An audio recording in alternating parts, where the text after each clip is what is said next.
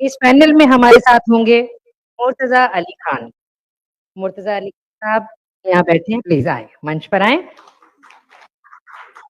आप कई पुरस्कारों के विजेता हैं, आलोचक हैं, क्यूरेटर हैं, सांस्कृतिक लेखक और पत्रकार हैं।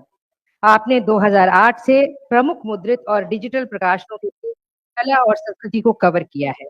आप नियमित रूप से रेडियो और टेलीविज़न पर फ़िल्म विशेषज्ञ के रूप में दिखाई देते हैं।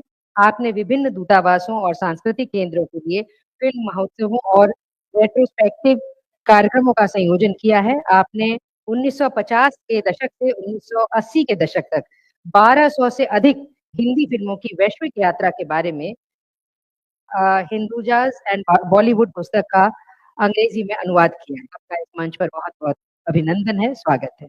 नाम लेना चाहूँगा मुर्तज़ा भाई का यहाँ पे। मुर्तज़ा साहब आप आएँ और आप भी अपने एक तरह से ओपनिंग रिमार्क जिससे ये बातचीत थोड़ी-सी चल सके थोड़ी देर, आप भी ये इस पे और ख़ास करके जैसे उन्होंने दक्षिण की बात की, तो आप शायद उत्तर की बात करेंगे, मुझे पता नहीं क्या करेंगे, लेकिन प्लीज़ बहुत-बहुत आपका स्वागत है। बहुत-बहुत शुक्रिया अतुल सर। लास्ट ईयर भी हम लोगों ने मंच साझा किया था और बहुत कमाल की आपने कुछ चीजें बताई थी, रेणु जी के बारे में बताई थी और आज अभी रेणु जी से ही चर्चा शुरू हुई, तो आज आपने एक टावरिंग पर्सनैलिटी का जिक्र किया सत्यजीत रे साहब का। तो अभी हाल में विम वेंडर्स महान जर्मन फिल्म मेकर जो हैं वो इंडिया आए हुए थे, तो मेरी उनसे मुलाकात हुई और उन्होंने कहा कि मुर्तज़ा आप देख सकते हैं मैं काफी लंबा हूँ, लेकिन शायद एक दो बार ऐसा हुआ है कि कुछ ऐसे लोग मुझे मिले जिनको मुझे ऊपर देख के बात करनी पड़ी। तो उनमें से एक सत्यजीत रे थे, जब वो पहली बार इंटरनेशनल फेस्टिवल में 70 के दशक में मानिक दा से मिले तो वैसे बात कर रहे थे। तो उधर निकल के आया कि अभी वो कोलकाता में थे और मानिक दा के घर भी गए और मानिक दा का ही मैं यहाँ पे जिक्र करना चाहता हूँ अडेप्टेशंस को लेकर। क्योंकि अगर हम बात कर रहे हैं लिटरेचर और सिनेमा के आदान-प्रदान की, we are talking about the art of adapting, English में कहा जाता है। मानिक दा ने एक जो बात कही है वो मेरे लिए बहुत इंपॉर्टेंट है as a critic, as a scholar, as somebody who takes keen interest in cinema कि अडैप्टेशंस में ऐसा क्या होता है कि वो उसको अच्छा बना देता है और अडैप्टेशंस में ऐसा क्या होता है कि वो उसको उतना अच्छा नहीं बना पाता। हमने देखा है adaptation sir just said, beautifully that when a filmmaker is going through trouble times, then adaptation is a refuge. Literature is a refuge for him or her, and it has often bailed a filmmaker out, during tough times. But we have also seen that not all adaptations have been great adaptations. बहुत सारे हमें अच्छे examples भी मिलते हैं, बहुत सारे बुरे एग्जाम्पल्स भी मिलते हैं।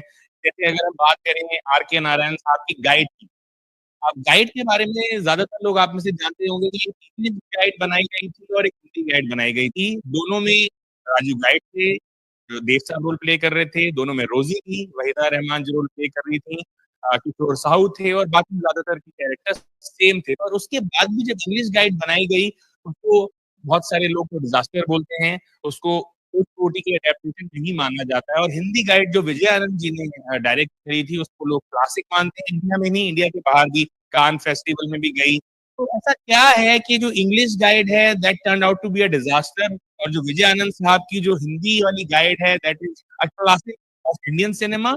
And at the same time R K Narayan sahab was very angry at that, उन्होंने देव साहब से तो रिश्ता नाता तोड़ दिया that you have messed up with my film, so he was so angry. I want to now come back to again Manik da, क्योंकि उनकी तो शुरुआत हुई थी ऐसा मेरी बात रही थी, उनकी टावरिंग पर्सनैलिटी है और उनको मुझे जो एक ऑब्जर्वेशन है बस वही मैं कह के अपना ओपनिंग रिमार्क खत्म करना चाहूंगा। उन्होंने कहा कि ज्यादातर जब वो अडेप्टेशन की बात करते हैं तो एक राइटर जिसके बारे में अक्सर बात की जाती है वो है विलियम शेक्सपियर। और विलियम शेक्सपियर को जब भी आप देखेंगे सर ने बात करी कि कितनी बार आई थिंक चरिशन जी की अडेप्टेशन हुई और जब भी आप देखेंगे तो उनकी अडेप्टेशन, चाहे हम हेमलेट की बात करें, चाहे हम मकबेथ की बात करें, चाहे हम रोमियो जूलियट की बात करें, चाहे हम फॉल्स्टाफ की बात करें, ऑर्सन वेल्स का नाम आता है कि ऑर्सन वेल्स की अडेप्टेशंस बहुत अच्छी हैं, they are among the best adaptation of Shakespeare. But at the same time, a lot of not non-native speaking filmmakers have adapted Shakespeare, जिसमें विशाल भारद्वाज जी का नाम आता है जब हम बात करते हैं, मकबूल की बात करते हैं, हम हैदर की बात करते हैं, मोमकारा की बात करते हैं। लेकिन सत्यजीत रे का कहना था कि पर्टिकुलरली अगर हम मैकबेथ की बात करें तो मैकबेथ की जितनी भी दुनिया में अडेप्टेशन हुई है, चाहे वेल्स ने करी है, चाहे इंग्लिश पर हुई है, कि उसमें जो सबसे बेस्ट उनको लिखा कि ब्लड लगी। और क्यों उनको तुसावे की throne of blood best adaptation लगी, उनको लगा कि जो शेक्सपियर की लैंग्वेज है to be or not to be. Everybody gets lost in that. You know, you're so obsessed with the idea of Shakespearean verse that उसकी visual beauty sometimes आप भूल जाते हैं. और वही चीज थ्रोन ऑफ ब्लड में देखने को मिलती है. एक मोमेंट है मैकबेथ में जब वो मैकबेथ विचेस से मिलता है और पूछता है कि when will my tenure come to an end as the emperor. तो विचेस उसे बोलती हैं कि जब ये जो कैसल है, जो फॉरेस्ट है, जब चल के वो कैसल की तरफ आ जाएगा तो आपका टेन्योर खत्म हो जाएगा. तो उसको हिरण्यकश्यप को कितना फील होने लगा कि मैं तो अमर हूँ, कि ना मैं दिन में मर सकता हूँ, ना मैं रात में मर सकता हूँ, ना मैं धरती पे मर सकता हूँ, ना मैं, तो उसको वो वाली इमॉर्टैलिटी फील होने लगी. और कुरोसावा थ्रोन ऑफ ब्लड में ये आपको किसी भी मैकबेथ की एडेप्टेशन में नहीं दिखेगा, सिर्फ थ्रोन ऑफ ब्लड में दिखेगा कि just before the forest actually move करना शुरू करता है कैसल की तरफ, हमें बहुत सारी सूचनाओं का एक जमघट दिखता है किले के आसपास. तो जिससे हमें पता लगता है कि फॉरेस्ट मूव कर रहा है. फॉरेस्ट मूव क्यों कर रहा है? जो सोल्जर्स हैं, असली में अगर मैकबेथ में बात करें, इंग्लिश सोल्जर्स जो हैं वो स्कॉटिश बेसिकली कैसल की तरफ बढ़ रहे हैं, और यहाँ पे जो अपोजिंग आर्मी के जो सोल्जर्स हैं उन्होंने अपने आप को पेड़ पौधों से कैमोफ्लेज करके आगे आगे बढ़ रहे हैं. तो ये विजुअल जो है बहुत इंपॉर्टेंट है. तो अडेप्टेशन में सबसे एक अच्छी चीज जो होती है, बहुत ज्यादा लिटरली नहीं सोचना चाहिए, आपको विजुअल लैंग्वेज भी सीखनी चाहिए. कि अगर आप प्रेमचंद को अडेप्ट कर रहे हैं, शरद चंद्र को अडेप्ट कर रहे हैं, तो उसका जो एसेंस है वो भी उतना ही इंपॉर्टेंट है जितनी भाषा इंपॉर्टेंट है. Thank you. शुक्रिया मुर्तजा. मुर्तजा साहब, मैं चाहता हूँ कि आपके क्या विचार हैं इस बारे में, कि क्या आपको लगता है कि हिंदी में हम लिटरेचर से कहीं दूर जा रहे हैं जहां तक सिनेमा का सवाल है? अतुल सर ने अभी चेतन भगत का जिक्र किया. मुझे कुछ दिन पहले मिले एक्चुअली आईआईसी में. मुझे सच में यकीन नहीं हुआ कि चेतन भगत ही हैं, पर मैंने कहा कैसे हैं आप, तो कह रहे मैं अच्छा हूँ. तो मैंने कहा कि अडेप्टेशन की बात होती है तो भाई आप you are really the king of adaptation. हालांकि उनका जो लिखने का स्टाइल है उसको बहुत सारे लोग एज लिटरेचर नहीं मानते हैं, पर ये तो मानना पड़ेगा कि he is the most successful English writer अगर हम इंडिया में बात करें अडेप्टेशन के मामले में. और आप वो भी कितना अनफॉर्चुनेट है अतुल सर, आप देखिए कि लास्ट उनकी अडेप्टेशन भी 2017 में आई थी, यू नो. सो आप बहुत सही बोल रहे हैं कि हिंदी में उस तरह से अडेप्टेशन नहीं हो रही है, which is a concern. I really hope that you know somebody like Nandita और you know somebody who is really you know understand art और अडेप्टेशन को इस चीज में थोड़ा और ज्यादा कंट्रीब्यूशन करें. और I would really be happy कि अगर हमारे पास और इस तरह के अडेप्टेशन के ऑप्शन है. मैंने एक बहुत कमाल की कन्वर्सेशन देखी अतुल सर की मुजफ्फर अली साहब के साथ 3 साल पहले महिंद्रा सनत नगर फेस्टिवल लखनऊ में. और बात हो रही थी उमराव जान का, मुजफ्फर साहब हैं, अतुल सर हैं, तो बहुत कमाल की बातचीत हो रही है. और फिर मुझे भी उस दौरान बहुत सारी चीजें पता चली कि वो एक्चुअली में उमराव जान की अडेप्टेशन है और उर्दू का फर्स्ट एवर नॉवल है 1899 में जो लिखा गया, उस पर अडेप्टेशन है. तो वो एक थॉट बड़ा इंटरेस्टिंग है कि उमराव जान अडेप्टेशन है.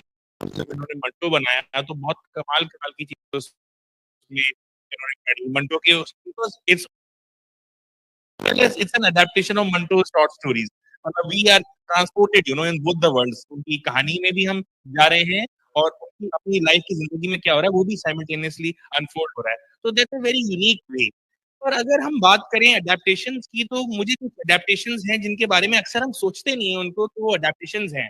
सर यहाँ पे बात करना चाहूंगा रामानंद सागर जी की. अगर हम बात करें रामायण की, बी आर चोपड़ा साहब की महाभारत की अगर बात करें, तो हम शायद सोचते नहीं है उसको अडेप्टेशन के फॉर्म में. हम लोगों को वो लगता है कि नहीं वो इट इज समथिंग दैट हम लोगों ने देखी, पर एक्चुअली में वो भी उसका भी प्रोसेस है.